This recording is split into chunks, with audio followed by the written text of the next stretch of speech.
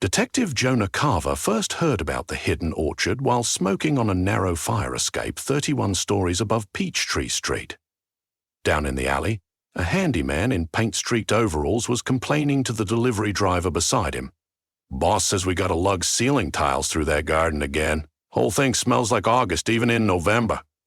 The driver laughed, called it the Peach Maze, and said people who stole fruit from there dreamed in riddles. Carver leaned farther over the rail, squinted between the mirrored ribs of neighboring towers, and glimpsed a surprising burst of green. A miniature canopy pressed between concrete walls, glinting with hints of sunlit blush. At the time, Carver had gone 72 hours on caffeine and spite. 4 warehouses had burned in 5 nights, all within a mile of one another. All at dawn. Evidence pointed to a thoughtful firebug who used old hymnal pages as kindling, folding them into paper lilies the size of a fist. Carver and every firefighter in the city knew the pattern could not continue. Another blaze would spread to occupied row homes clustered behind the warehouse district. But every camera feed showed nothing. Every witness saw only orange-black bloom. The mayor's office started asking for progress reports. The brass at APD responded by pushing Carver harder, because exhaustion was still cheaper than overtime for a full task force. So he smoked, listened, and weighed the rumors about prophetic peaches the way a desperate man weighs the chances of winning a coin toss. Carver did not believe in prophecy. He believed in static on a police radio, in magnesium-white flame fronts, in soot-tattooed lung tissue revealed by autopsies. Yet he couldn't dismiss testimony from the city's night janitors and cab drivers. The burning warehouses had been dreamed before they burned. 2 separate witnesses, unrelated, unknown to each other, reported bolts of cloth floating like ghosts above joists just before collapse, exactly as later captured on drone footage. They claimed they had seen it in sleep, in fragrance, in the fuzz of a peach still clinging to the tongue after morning. Carver's badge got him through the checkpoint in the lobby of the Hawthorne Pinnacle, a slender luxury tower whose glass facade reflected an adjacent, shorter tower. The 2 structures leaned toward each other like conspirators, and in the narrow V between them sat a locked maintenance stairwell no taller than a shipping container. Inside, vines had swallowed the railings. Outside, a mute keypad waited like a bouncer. The detective, discovering his usual bluff about fire code inspection, satisfied the building superintendent, stepped through a threshold that smelled of sun-baked sugar. The orchard ran half the length of a football field, floor tiled with old clay bricks arranged in labyrinthine curls. 14 peach trees, some thick as subway columns. Others willow-thin rows toward the open sky that existed only as a slice 7 feet wide. Their crowns collided overhead, forming a vaulted corridor of branches heavy with fruit even though the city was deep into late fall. Synthetic grow lights dangled like modest moons. Misting lines hissed faintly along the trunks. In the seam of towers, perpetual twilight reigned, tinted coral by ripening spheres. Carver walked without speaking. Boots scuffing dropped pits that cracked underfoot like knuckles. He came upon an elderly woman in an orange straw hat pruning wayward suckers. She was small, her secateurs quick. "The police finally noticed the grove," she said in a voice that suggested she was unsurprised. "Took you longer than it took Coca-Cola's marketing team." "I'm not here about sponsorship," Carver answered. "I need a peach." "Everyone needs one," she said. "Everyone regrets it."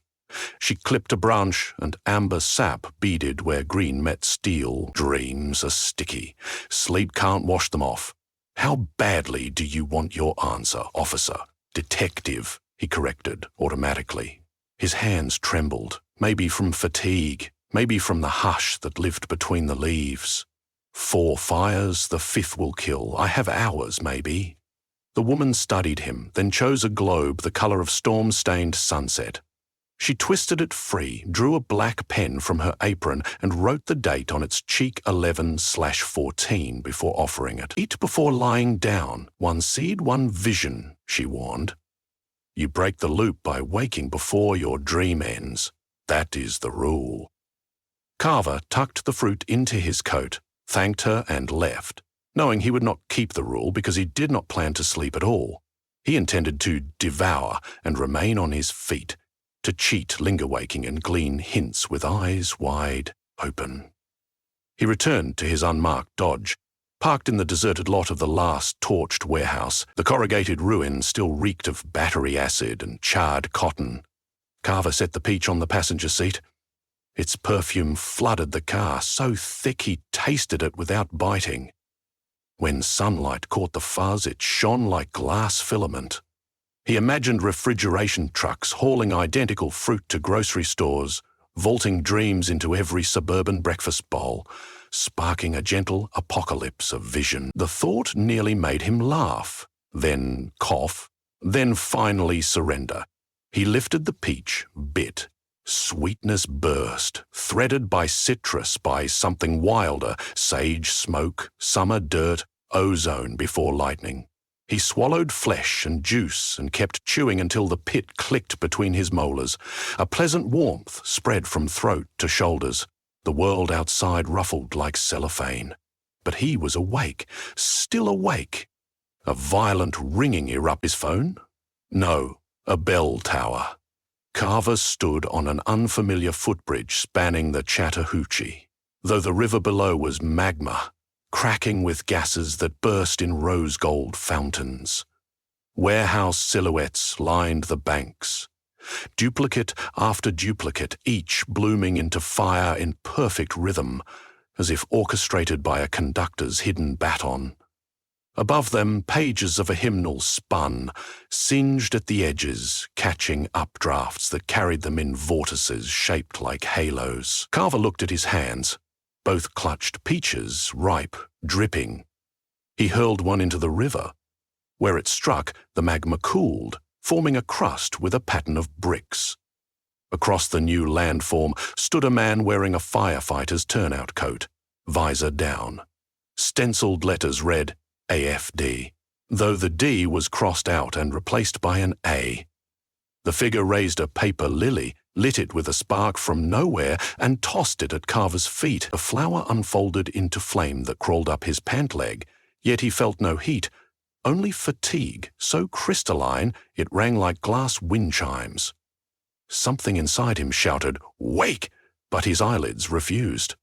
Instead, the dream rewound. River, warehouses, bridge, everything fell back into original places, color draining, then flooding again as if loading a fresh level in a video game. Carver stood where he had begun, jaw sore with repeated chewing that never finished. He walked on the driver's seat with his face against the steering wheel and the taste of sugar still on his tongue. 30 minutes had passed. Outside, sunset threatened. He scribbled what he could remember. River magma, lattice of bricks.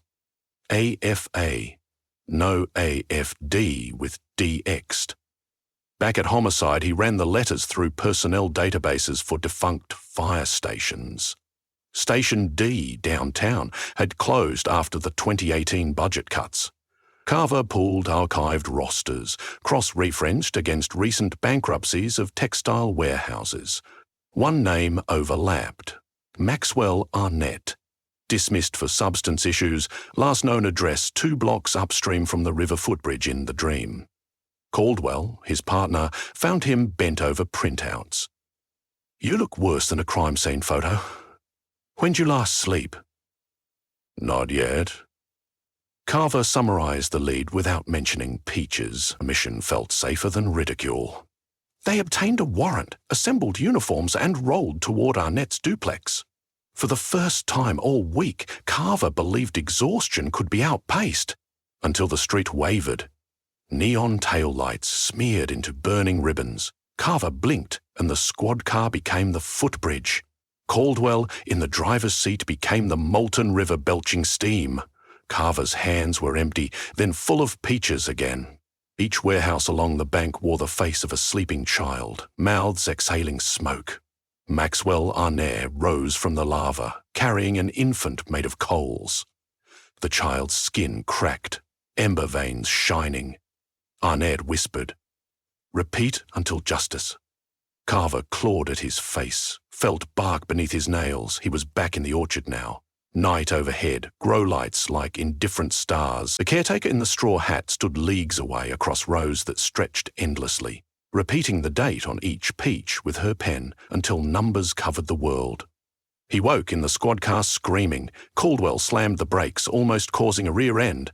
Heart jackhammering, Carver realized only seconds had elapsed. They still sat at a red light. Caldwell stared, wide-eyed.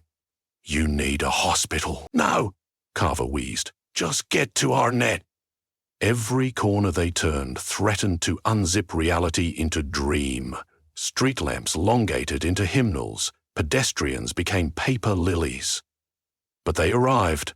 Arnett's duplex, a sagging two-story swaddled in caution yellow tarps from an old roof project, shared a back alley with a shuttered Pentecostal church. The air reeked of kerosene. Carver drew his pistol and flashlight, advanced while uniforms spread out. The porch was dusted with ash that fluttered like grayscale snow. He kicked the door. Inside, the living room was a shrine of char. Char hymnals stacked in pillars, char toy trucks, charred tinsel. On the coffee table, a dozen peaches, ripened in a steel bowl scored with Firemen's Union logos. Arnett emerged from the kitchen holding a welder's torch. He was tall, sunken-cheeked, eyes opalescent with chemical reflection. Soot coated his eyelashes like mascara. "Tried to stop, detective," he said calmly. "Dream won't finish. Fire must loop till streets are clean. Hands where I can see them, Max." Carver's flashlight shook. Behind the suspect, stove burners flared blue. Pots boiled with turpentine. "Can't show hands," Arnett said, raising the torch. "Unless you break it." He tapped his own temple. "Break the dream." The room folded again, walls bent like wet cardboard, revealing the bridge over magma. Carver smelled peaches, stronger than gasoline. Arnett became the visor-down apparition, holding the coal infant that coughed sparks. The hymnals above turned, pages ripping free. "A repeat. Until—" Carver felt the instruction peel meaning off his sanity. Something primitive surged within him. Fight against sleep. Finish the rule the caretaker told him. Wake before the dream ends. He focused on physical pain, drove his thumb into the raw hangnail on his index finger until blood welled. The magma flickered. He heard Caldwell's voice, distant. "Drop it! Don't move!" Carver squeezed the trigger. Once, twice, the dream shattered soundlessly. When vision cleared, Arnett lay on the floor, bleeding from the shoulder, torch extinguished. Peaches rolling, leaving trails of sticky gold on blackened hardwood. Uniforms swarmed, extinguished potential fires. Cuffed the wounded arsonist. Caldwell grabbed Carver by the collar and all but dragged him onto the lawn. "Talk to me," he demanded. "Are you with me now? What did you see in there?" Carver tried to describe it, but words left only pulp. Paramedics patched Arnett. Others checked Carver's vitals. He refused transport, declaring he just needed a day's sleep. Caldwell argued until supervisors arrived. The orchard caretaker's warning rattled inside him. Dreams are sticky. Sleep can't wash them off. The next morning, Atlanta newspapers hailed swift police work. Carver's name appeared beside headlines. Carver's name appeared beside headlines. "The stock cut could not be short of happening." Carver's name appeared beside headlines. "Firebomb mastermind." He should have felt relief, but he kept slipping mid-sentence, reliving muzzle flash turning into magma geyser. Doctors diagnosed acute sleep deprivation, gave him sedatives, yet every time he closed his eyes, the vision snapped back to the starting bridge. The scent of peaches fresh as first bite. 5 nights passed. The city remained unburned, but inside Carver the warehouse fires rolled on, eternal. He grew afraid to blink. Micro-sleeps hijacked him at traffic lights, in elevators, once while aiming his toothbrush. Caldwell convinced him to take paid leave. On the 6th night, Carver returned to the orchard. The corridor of trees whispered like pages. The caretaker waited, sorrow bright in her gaze. One seed, one vision, she reminded, but you chewed the pit open. You let the kernel break on your tongue. That's 10 seeds, maybe 100. Each germ is a loop nested in loop. How do I end it? His voice cracked. You harvest the final fruit. She pointed upward. Atop the largest tree hung a single peach, striped red-black like cooling embers. No ladder reached it. Under his palms the trunk felt warm, humming, as if housing bees. Carver climbed, soles slipping on mossed bark, knees scraping. Halfway up, the orchard fell away. Below lay the bridge over Molten River. Branches became girders. Leaves became hymnbook pages fluttering around his ears. He clawed skyward until his fingers grazed the peach. The fruit was hot, almost sizzling. He plucked it, held it close. The infant made of coals surfaced in its fuzz, small fists beating. He wanted to hurl it into the abyss, but recalled how such throws only birthed more pathways of brick, more loops. Instead, he took a breath and bit. A knot flavor filled his mouth, blistering despair, scalding guilt, every charred relic Arnett ever burned. Carver chewed through it, swallowing screams until he reached the pit. He did not break. He placed the intact stone against his forehead the way Arnett had pressed torch to temple. Wake before the dream ends. And he woke standing on the service stair landing between the two towers. Dawn painting the skyscraper glass dull rose. His knuckles bled sap-thick streaks. In his palm rested the unbroken pit, smooth, cool. No smell of peaches lingered, only sirens in the distance, ordinary and flat. For 3 breaths, Carver believed he was free. Then he noticed the date written across his wrist in black pen. 11/14 today. It had not been there the night before. A hush slipped through the gap between towers. Something high overhead rustled. Ripe, inevitable. Carver closed his fist around the pit and walked back into the city whose fires were quelled, whose dreams remained uncounted.